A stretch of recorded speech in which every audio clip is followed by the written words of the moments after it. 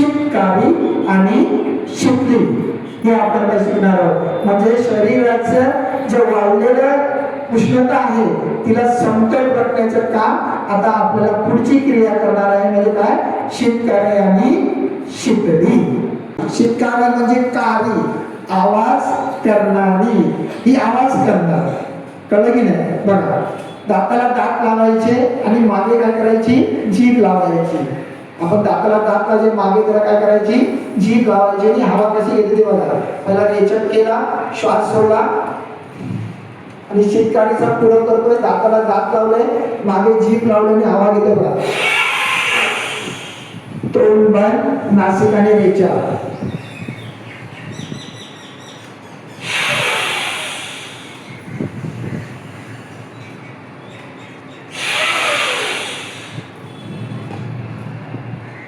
आरामात घ्यायचं आहे.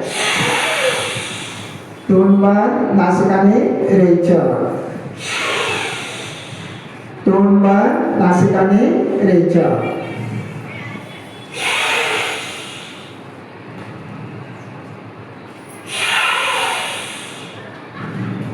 ही क्रिया आपण 8 ते 10 वेळा करू शकता. कळलं की नाही? असं वगैरे करायचं नाही ना, वगैरे करायचं नाही, इझिली घ्यायचं आहे. कळलं की नाही? आपण टाकू करतो चेहऱ्यावरती असे हावभाव ठेवायचे नाहीये, आरामात.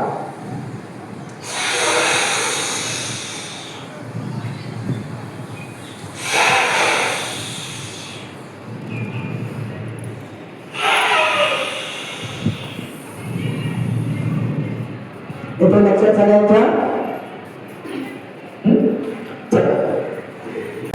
रेचक बघा, नाकाने श्वास सोडलाय, दाताला दात लावले, जीभ लावली मागून आणि तोंडाने श्वास घेतलाय बघा. तोंड बंद, नासिकाने रेचा. तोंड बंद, नासिकाने रेचा. या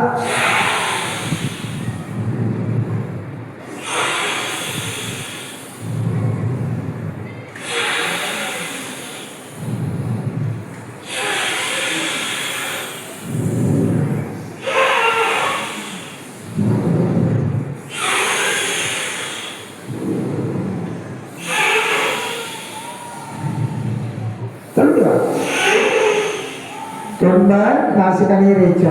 बघा,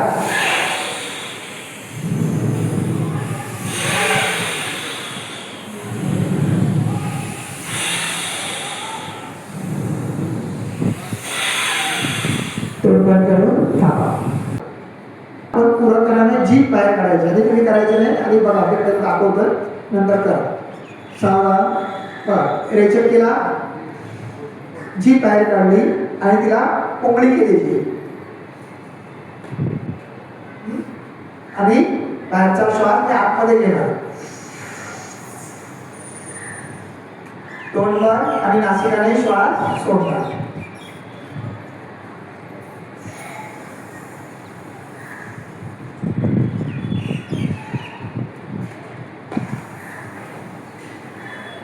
तोंड बंद, नासिकाने श्वास सोडणार. तोंड बंद, नासिकाने श्वास सोडणार.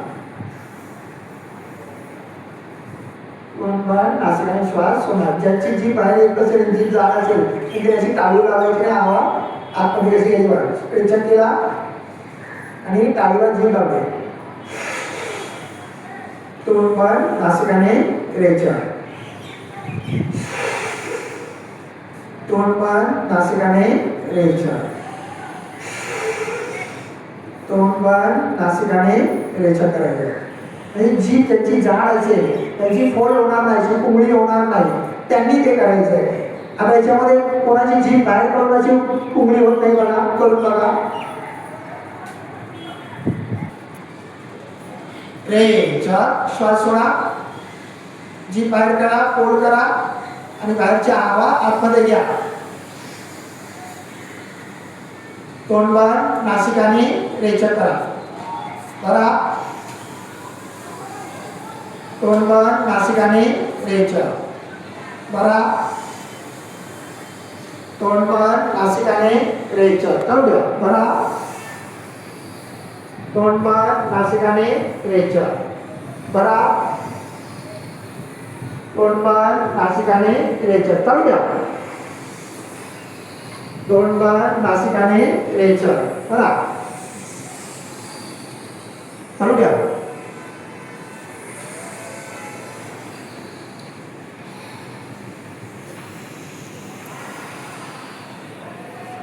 की 8 ते 10 वेळा क्रिया करायची आहे 8 ते 10 वेळा क्रिया करायची जास्त झाली तरी काही हरकत नाही परंतु ही थंडीच्या मौसमामध्ये जास्त करायची नाही कारण मग सर्दी होईल कळलं की नाही गरमीमध्ये हिला जास्त करायचं आहे थंडीमध्ये जास्त करायचं नाहीये बरोबर तोंडमार नासिकाने घ्यायचं बरा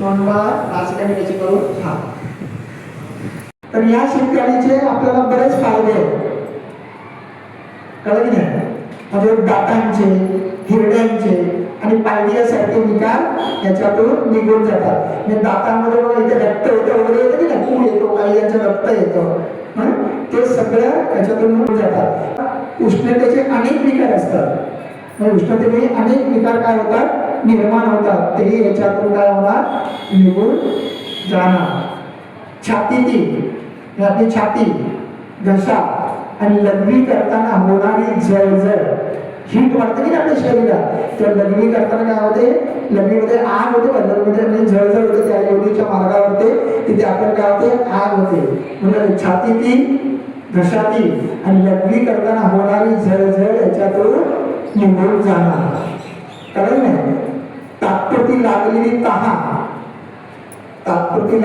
तहान भागवली जाते या शितकारी आणि शितलीने कळलं की नाही गरोदर स्त्रियांसाठी